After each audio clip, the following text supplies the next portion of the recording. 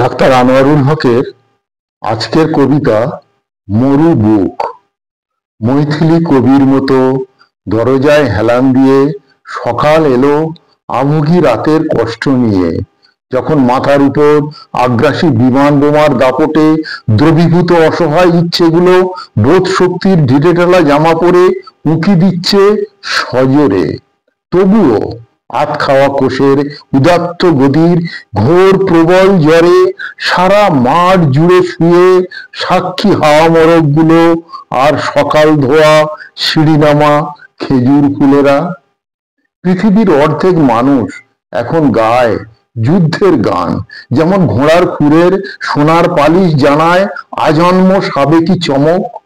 আমাকে জড়িয়ে ধরে সেই রাত, যখন যখন জানালার পর্দায় মিলিত হয় বিদেশি বারুদের সংকেতময় সোঁদা গন্ধ, বিড়ির ধোঁয়ার মতো।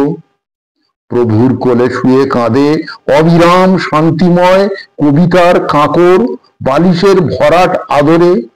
জীবের ভেতরে আছে সেই অকৃত্রিম হেমলক, তবুও কত কাব্যগ্রন্থ ও ক্যাসেটে বেজেই চলেছে নোবেল জয়ীদের পরার্থ পরজীবী শান্তির বার্তা।